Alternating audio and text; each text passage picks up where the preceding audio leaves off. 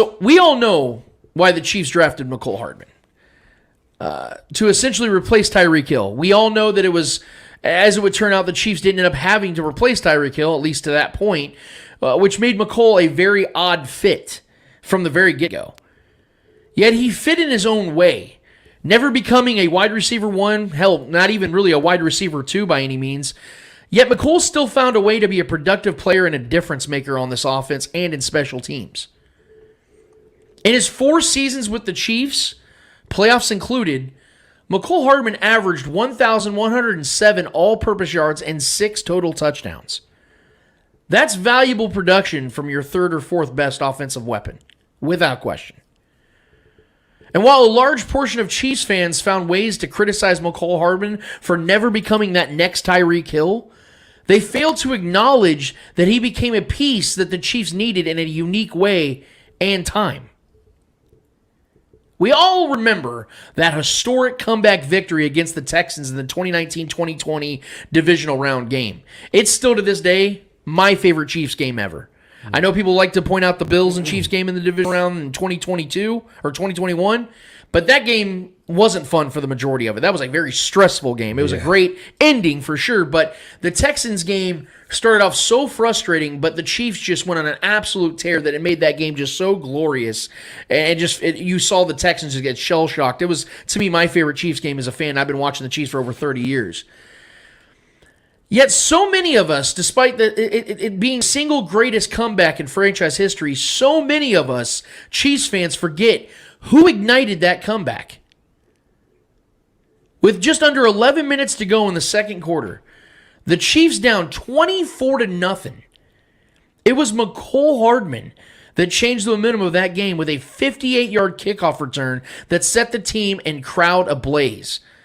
Before that return, the Chiefs offense went 3-and-out with the block punt returned for a touchdown by Lonnie Johnson, 3-and-out punt, muff punt turnover, thanks Tyreek, 3-and-out punt. After McColl's 58-yard return, the Chiefs offense went touchdown, touchdown, touchdown, touchdown, touchdown, touchdown, touchdown, field goal, 3-and-out and punt, victory formation, kneel down. Patrick Mahomes, Travis Kelce, and Damian Williams had insane games and got the praise for much of an epic comeback, as they should.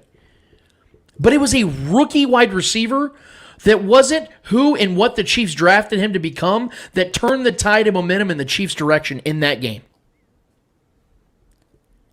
Folks also forget that in 2022, without Tyreek Hill and a bunch of unproven commodities surrounding Travis Kelce, Mecole Hardman was one of the team's most productive, most consistent offensive weapons. Through week 9 of the 2022 season, Travis Kelce had 7 touchdowns. Mecole Hardman had 6. Had it not been for him suffering the first real injury of his career, Mecole would have had a career year with a pace of over 900 total yards and 12 total touchdowns.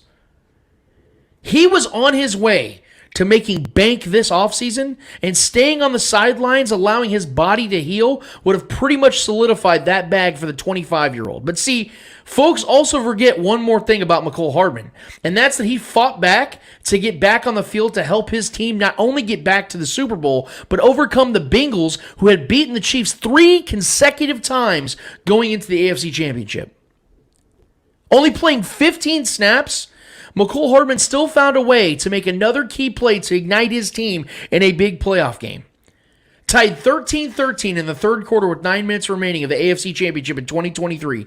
3rd and 5, Patrick Mahomes hits Mecole Hardman with an 11-yard completion. That would be Mecole Hardman's final play in a Chiefs uniform. 7 plays later, the Chiefs score a touchdown. Before that third down conversion, the Chiefs went field goal, touchdown, 3-and-out, 3-and-out. 1 touchdown in their first 5 possessions. The Chiefs clearly needed a spark, and Mecole lit the match. Despite the injury he had battling for months at that point, he still went in, stepped up, giving the Chiefs yet another key play that led to another postseason win, and another Super Bowl victory. He chose putting his health and his future money at risk to help this team win. I don't want to ever hear another negative word about Mecole Hardman as a Chief.